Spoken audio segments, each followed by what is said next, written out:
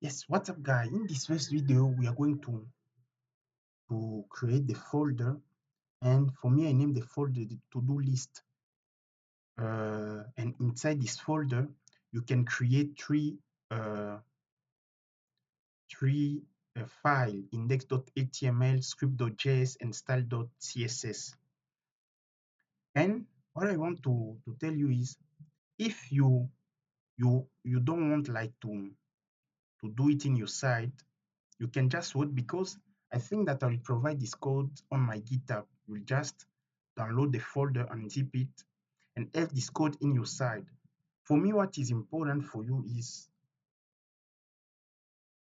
try to understand what we are going to do, because in nowadays, like the code, you can even generate it with any LLMs. But if you don't understand how things work, even if you generate the code or even if you type it by yourself, it will be very difficult for you like to integrate it in any application you want to build or people ask you to build for them. For example, if you don't understand how the pagination work, you can type it or you can even generate it, but if you are not understanding how the pagination work, it will be very difficult for you to integrate it in any project or the modal window. That why it's not important for me, like if you are typing the code or you are not typing. For me, it doesn't matter in nowadays, because in nowadays you can generate this code, or you can even follow a tutorial on YouTube where people are writing the code. But what is important is to understand how things work. So here I just create the HTML, the index.html, script.js, and style.css. What's up guys? In this video, we are going to implement the add task function. But if you observe our front end, we have 6 functions to implement. We have add task function, we have delete function, update function, which we can call as business logic function. And we have also render function, modal function, and pagination function, which can be called as UI function or presentational function. Then we start with our first function, add task. Here the code. You can pause the video and write the code on your side, or wait later, I will provide this code on GitHub. Then here the explanation. First of all, I go in my HTML. I create a button here with an ID of add btn and a class of add dash btn. Then between tag, I just write add task. That it for the button, and is the button what you're seeing here, this button. Then we create an input with an attribute set to test and the ID to do input and class name to do dash input. Then in a placeholder, we just write enter a task. Is the input you are seeing here. Yeah. The last HTML element you should create is one div. The div you are seeing here is for showing an error message when someone don't fill the task in the input element. You can see it here.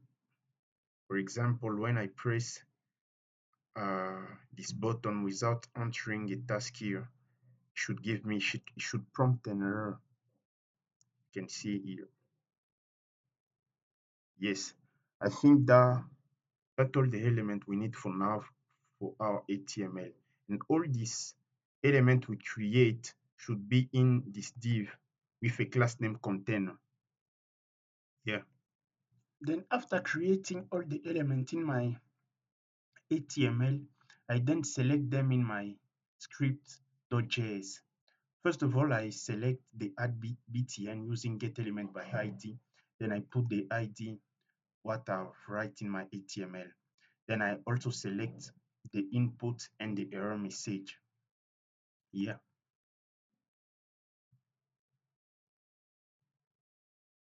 Yes. Then after selecting all the elements in my HTML, I then attach to add btn button an event listener. When someone click, I create a constant value which will hold the value that the user enter in the input. To get the value, I just write to do input dot value.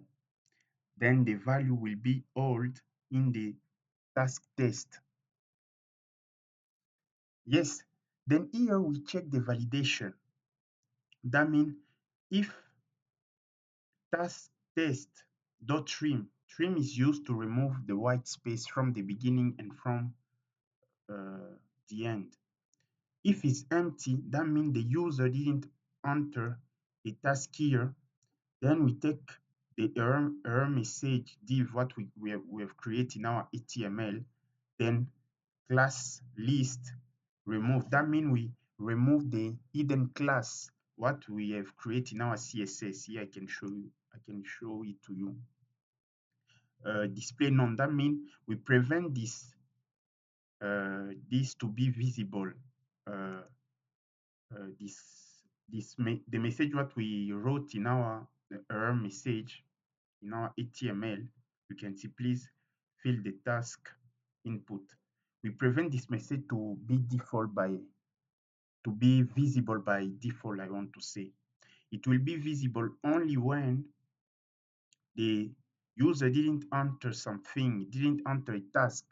So we remove this class to tell to the user that he should enter something. For example, when I press here, you can see this message will appear. And it will appear only for 2000 milliseconds because we use set timeout. We don't want this message to be visible all the time. We want this message to be visible only when the user didn't enter something in the input element, and we want this message to be visible only for 2000 milliseconds. Then here you can see when the user didn't enter something, when I press this button without typing something here, you will see that the message will appear for 2000 milliseconds, then it will disappear again. See, it appears, then after 2000 milliseconds, it disappears. Yeah. Yes. Then I'll create the task, which will be an object. And the ID of this object will be the current time because date.now return the current time, and it will be the ID of each object in my array. And task test is the value which is the task which the user entered in the input. Then after creating the object, then I add it using unshift method, which used to add the element at the beginning of an array. And this to do, I've already create, I'll show you, I've already created this array. Show you. Yes, you can see here to do's array. So I will be adding my task in this array. The next is it, where is it, where is it? Yes, here the function. As I was saying, after creating the object, I just add this object to my to-dos. Each task will be added at the beginning of an array because unshift used to add at the beginning of an array. This current page, I will explain it later because this is related to the pagination what we have implement in this project. Then I call the render method. This we call it here because after entering a task, we need to render that task with all the tasks what are in our array. Then I clear the input by just writing to do input dot value double quote empty quote to make this this input to clear this input here. And next, I will explain the run the method, the run the function, because as we have entered a task, now we need to render that task. So when we enter, when I will press this button, this task will be visible. And for that, we need to create a function called run the to-dos, which will be rendering all the tasks which are in our list. Yeah, this run the to-dos function is needed to display to the screen the tasks we have inserted in our array, which we call to-dos. You can see here the array. We already have an array. So when we insert, I told you in the previous video that when we insert, all our tasks will go in this array. So to display that, we need to select an HTML element. I'll show that HTML we selected is to-do list, which is an order list, which will contain all the to-dos we have in our array. So here we use the ID. Most of the time, the ID we use it in JavaScript, and the to-do dash list is the class we use in our CSS to style it. Then we target this element, we import it in JS, in script.js. Then we use this element here to display all the tasks we have in our array. But before using it to display, we need to make sure that it doesn't contain anything. So we use the function inner HTML double quote, the empty double quote without anything inside to clear this unordered list. Yeah. This logic is responsible for creating a pagination. That means we don't want to display all the tasks in our array at once. Imagine if in our to-do arrays, what you can see here, we have 100 tasks. Showing them all at once may create a messy UI or slow down the rendering or reduce the readability. To avoid that, we create a kind of a limit of tasks to be displayed. Usually people refer to those limits as pages. For that, we need to create a variable called current page, what you can see here, an item per page. For example, in our rendering, we want each time to display only two items per page. That's why we have this variable here. The next is to create where the limit will start. So here we have start index. So we need to make a small calculation. So then we have current page, which is equal to 1 minus 1. In our case, it will be equal to 0. We multiply it by item per page, which is 2. Then here we'll get 0 for the first time. So the start index will be 0. And the end index will be start index plus item per page. In our case, as you know, here is equal, the start index is equal to 0 for the first time, plus 2. So the end index in our first time will be 2. Then we will use them. Here we have our array. We use a slice method, which will start at 0, then it will end at 2. So the item which will be shown will be start at 0. 0 will be included, but the end index will be excluded. That means we'll have 0, 1, 0 and 1. Only two items will be shown. two will not be in the number of elements that will be that will be shown. Only the zero element and the element what is at index 0 and the element what is at index 1. Then we slice this method in JavaScript create a new array without modifying the existing one. So it will create a new array based on this two index. So here we'll have an array which contain only two elements, the element which is at index 0 and the element which is at index 1. The next is our function, which will be what we want to render, what the user will see. Yes. Then next we take this new array we created by slicing the to-dos array. We take this array which we call paginated to-dos. We take this and we do for each. We want for each element of this array to create this HTML element. First of all, we create a list item with a class to do dash item. Then we create a span.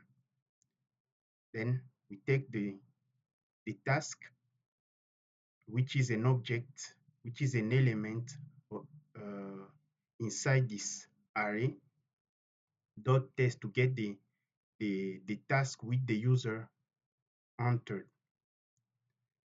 Then here we also create two buttons, one for edit. You can see here it has a class of edit-btn. Then we need also to pass an ID of that task.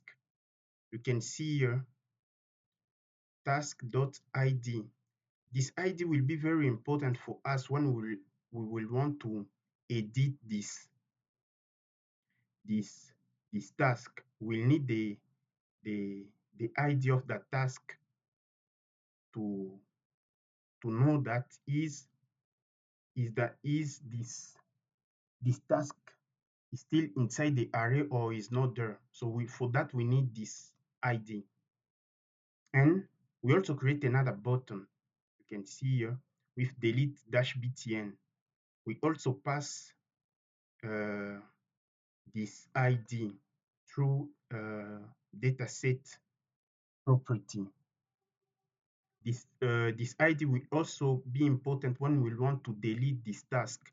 We need to know if this task is still in the array, because if we don't have an ID, it will be very difficult for us to know that this task is still in the array. So we need the ID of that task to delete that task or to modify that task. That's why we pass those ID here using dataset.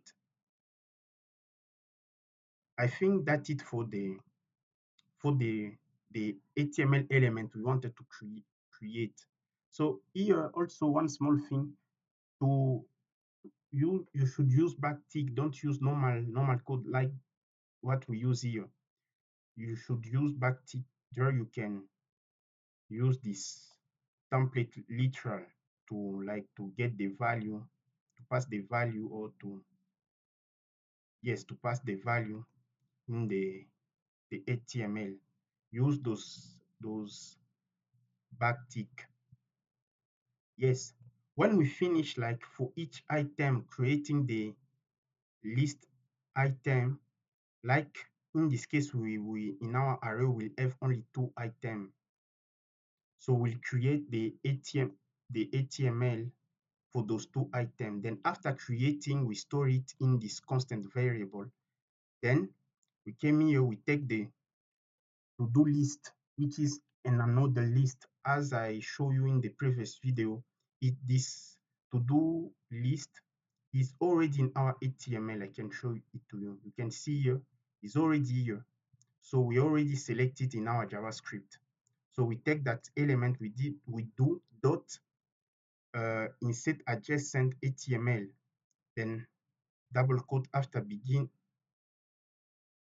Yes, now we finish for each item in our array, creating the HTML element required and insert it with after begin and pass the HTML here. Then we need also to call random pagination, but this method I will explain it later when we want to explain how the pagination render. But for now, I want just to show you the workflow because I've already explained to you the add task function. Now I've finished explaining to you the render function. So now we can see how things actually work. Imagine, for example, I enter a task here, for example, 100 tables. What did I write? It's not 1000, it's 100 tables. So when I press enter, wow, you can see here how it render. We have here, as we create it here, we have a span with the task, and we have the two buttons. The edit button is here and the delete button is here. I think now you have a small idea of all what we did in the previous video. It was to creating a function which will manage when I click the button, add a task to an array. Then after adding the task to an array, the add function called the render function. That's why after pressing this button, you can see it render 100 tables. Then in our render function, we create this HTML, which create these two buttons, edit button and delete button. In the next video, I will explain these two functions.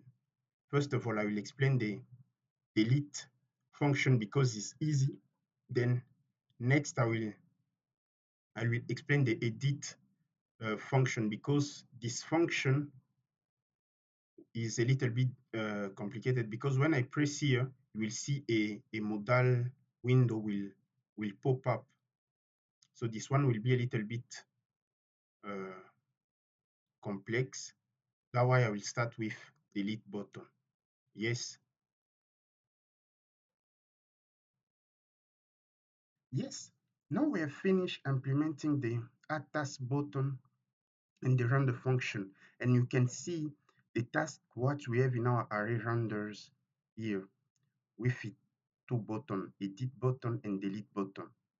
And now we want when someone press this button to delete this task, or when someone press this button to edit this task. But we'll start with the delete button. For that, we have two choices. We can put the event listener, we can attach an event listener to this button and this button. But in JavaScript, normally, you can do that. But most of the time when we have two buttons which has a common parent, what we used to do is we attach an event listener to their common parent. And because of event delegation, when someone will press this button, we'll take this event, we do event.target.class list and dot content. We'll check if the class, if the button contain this delete dash btn, that means is they press delete button, and this code inside this if statement will be executed. And if someone press this edit button, I will let me show you. And if someone press this button, the event will contain uh, this edit dash btn. That's how we handle this functionality. But first of all, we will start with the edit, with the delete button. I will explain this code, then later I will explain the code for inside the edit I will explain the code inside this if statement, which related to the edit button.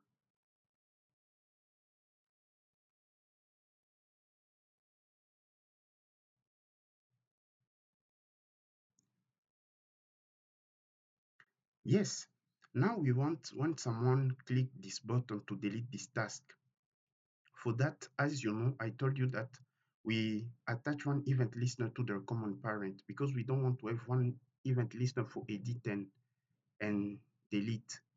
As they have one common parent, we can just plus one event listener here. And we want when someone press this delete button, we just take the event and do dot target dot dot target give us the, AT, the HTML element on which the click happen. Then we take that element, then we do uh, dot class list to get all the class and dot content to see if it contains this delete dash button class. And if it contains this class, then this code will be executed. Then we first of all we get the data set which we passed when we were creating this. We were inserting this to HTML. You can see, I'll just show it to you. You can see here when we were writing the code for rendering, we do for each, yes, you can see for each element in our array, we create this list item and we pass this data, we pass the ID of that task through data set. And you can see here is data dash ID, but in JavaScript, we will not do dot data dash ID, we'll just do dot ID. And I think that you understand the line of code. Where is it? Yes. So here we get the ID of the task and we store it into do ID. Then we use the find index method in our to-dos array to see if this ID, one tasking in this array has this ID. If is there, it will return the ID and the ID will be stored in task.id. If it's not there, it will return -1.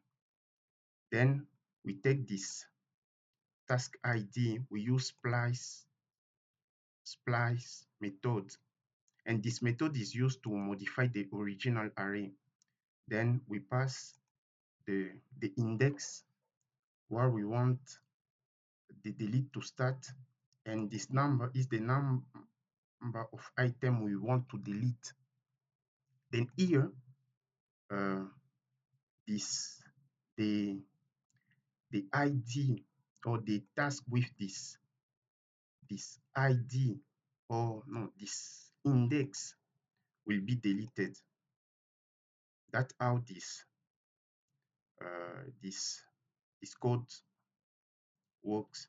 And the splice method, this one you should return it, modify the original array, which is different with slice method. The slice method create an original array based on the create another array based on the array to which it was applied.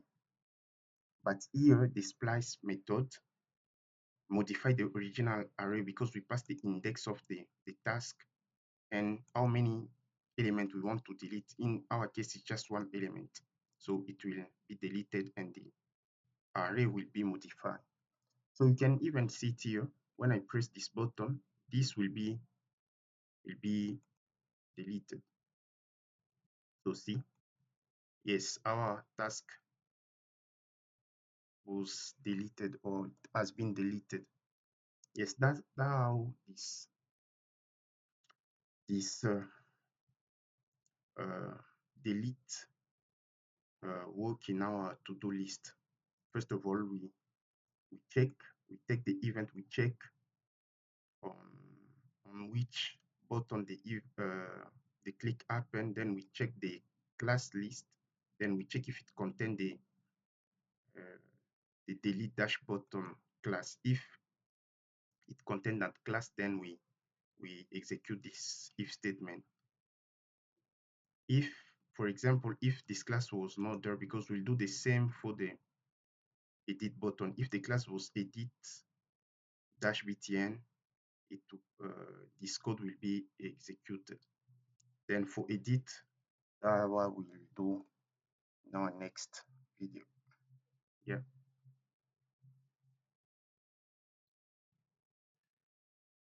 After deleting the element in the to-do list, we should calculate again the total pages.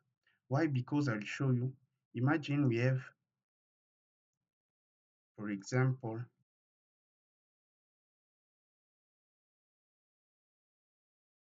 2 pages. Now we have 2 pages. We can go in our next page by clicking here next. So in our second page, I want to say we have one item. If we delete this item, so now we are in our first page, but this is possible because here we do this small calculation. We calculate that if the to-do length divided by the number of items per pages, we get the total number of pages. Here, before it was two pages, but as we delete the item what was in the second page, normally this one should be equal to 1. And after that, we should also check if the current page, because when we are in the second page, the current page will be equal to 2. But when we delete it, the total page will be pages will be 1, and the current page will be 2. So we need to reduce the current page to be equal to the total page, the total pages. That's why here we check if the current page is greater than the total pages, then current page is equal to total pages. But if this one is equal to 0, imagine in our to-dos we don't have any element. This will be equal to 0, and we want to set current page equal to 1. Then after calculating this, then we render again. We do this rendering. That's why you see when I have like 2 pages, when I go in the second page, I delete this item, automatically come back in the first page. If we don't do this small trick, maybe our pagination may broke. It will not work correctly. We need to include this code here to fix the as I wrote here, the empty page. Then after that, you should render again the UI to show that now we have only one page. That's why you don't see the next page button here. If we would, for example, add another item, you will see automatically the button will appear. But if I go in the second page, I delete, we render again, as we have only 2 elements, the next button is not appearing here. Yes, I think you get the point.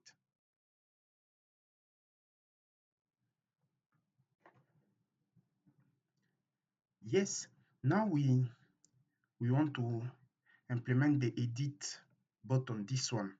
For that, first of all, we should understand the modal window. For the modal window, normally we have some here, the HTML for the modal. You can see it here. This one contains the button. It contains also the modal content, which is This bot, it contains one button for closing the model, and the content contain uh, one input to modify the task, and this is for saving the task what we have modified. So that's our model. You can see it here. And normally by default is hidden. In our CSS, we make it hidden. And you understand that to make it visible in our JavaScript, we'll just need to remove this class. I think that it's very easy to understand. So, then, now we go in our JavaScript. You can see here, when someone press this button, this edit button, I'll press it and we'll see. When I press it, you can see here our modal window pops up and it have an overlay here. Then you can see that the value what we had we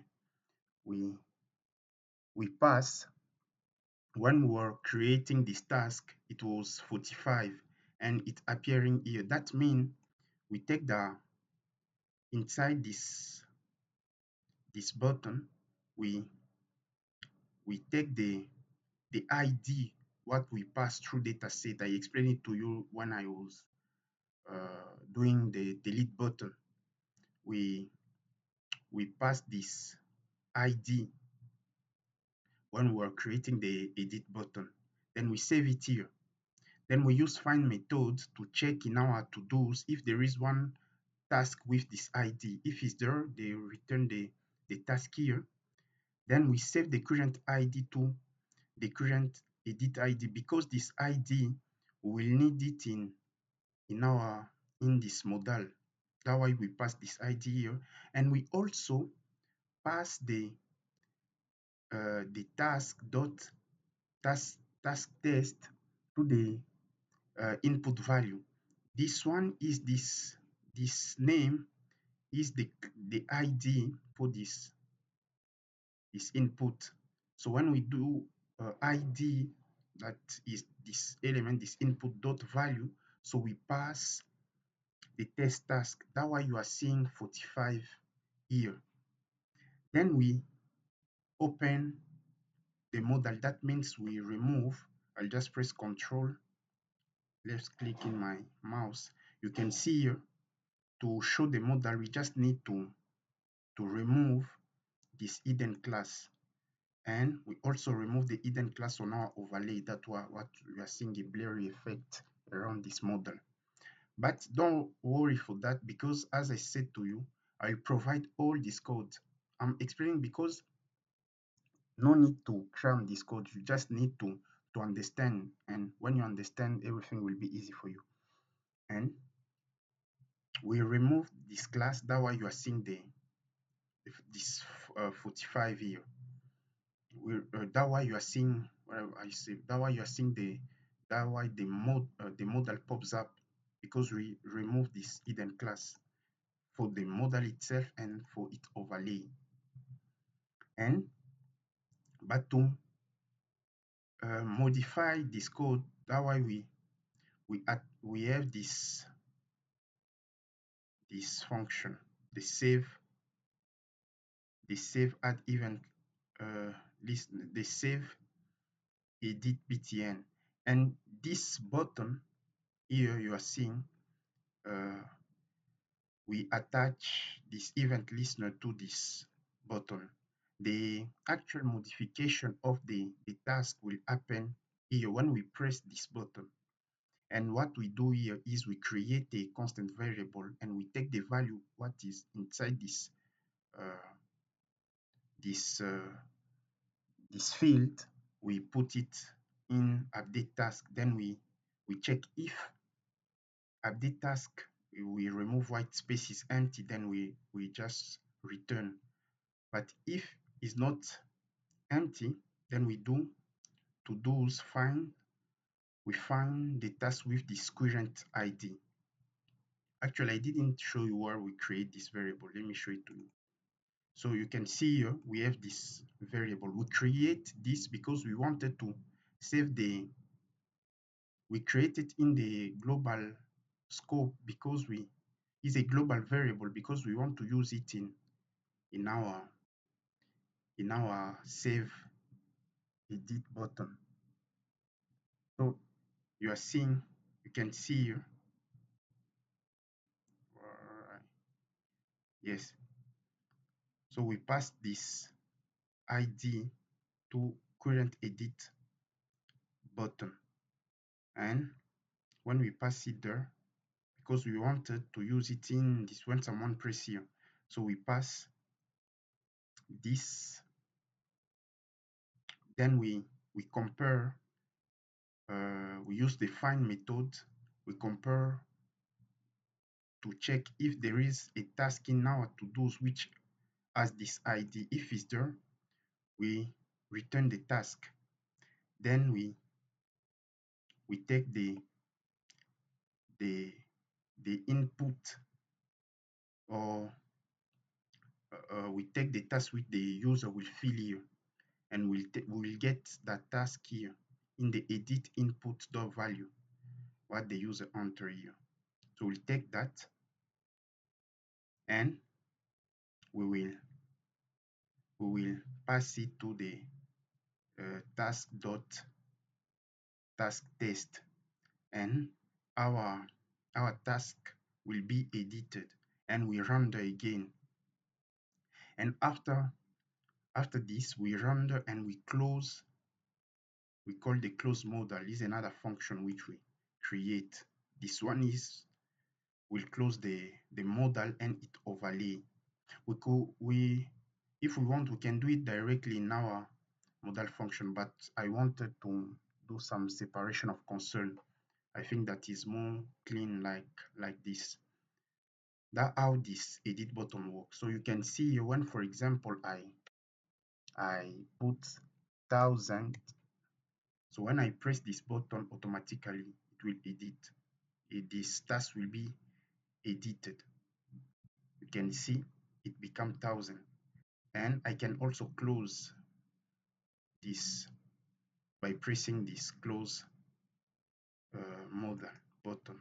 I can also press the overlay, the modal automatically will get closed. I think that this makes sense to you, but don't worry, I'll provide the code. If you try to listen what I'm saying with the code in front of you, or you are just pausing the video and write the code, I think it will make more sense to you.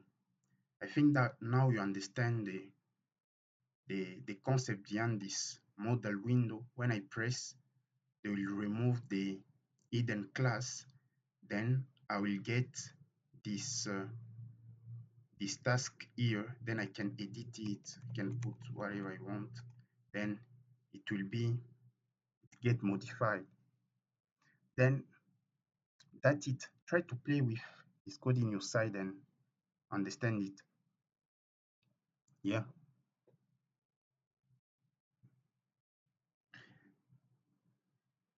Yeah. I want to just to show you this two function, the close modal and the close modal, and I attack to this button. You can see it here in our HTML, this one, this button, close modal. I attach an event listener here.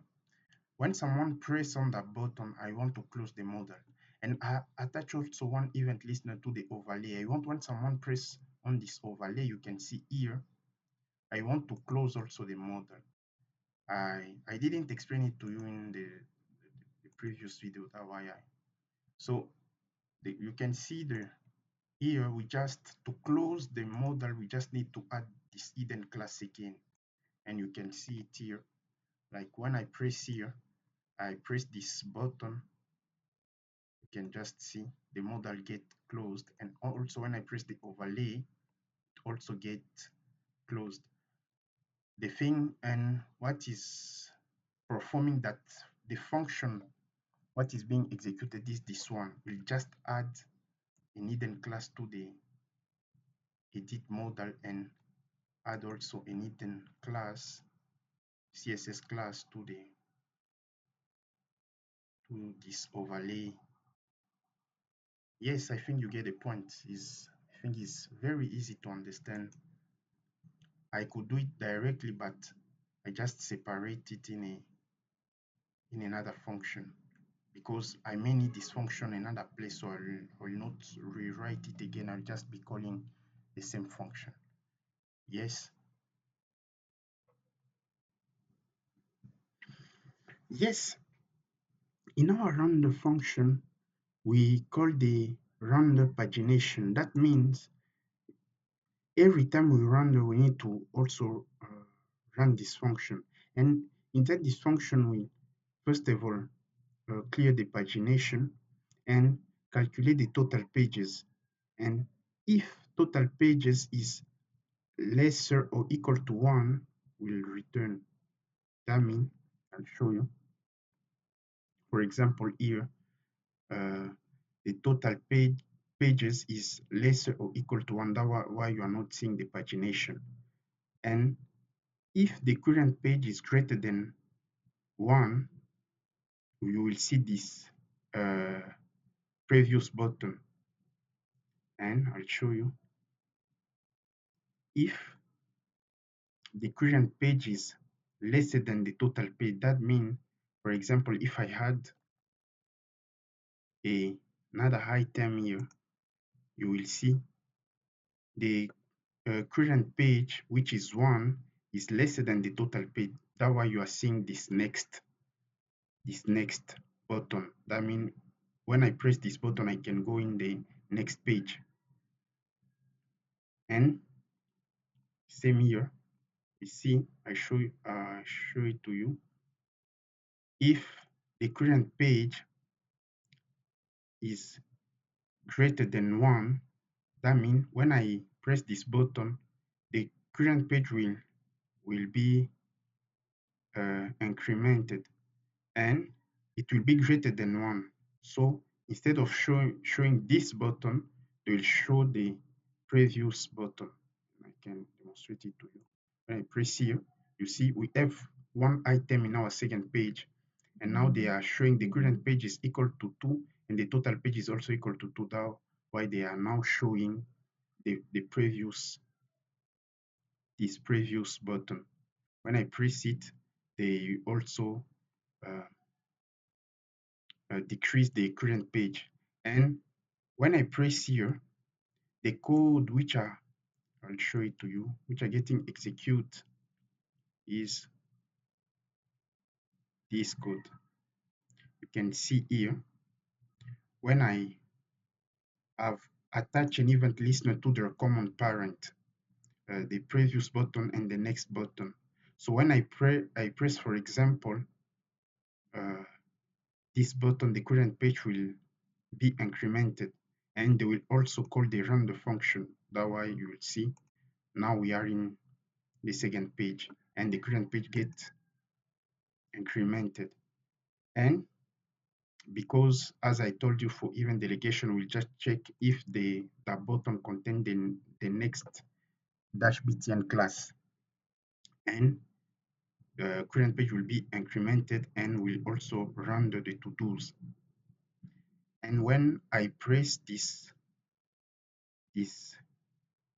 previous button, you can see here they will also check if this button contains this prev-btn.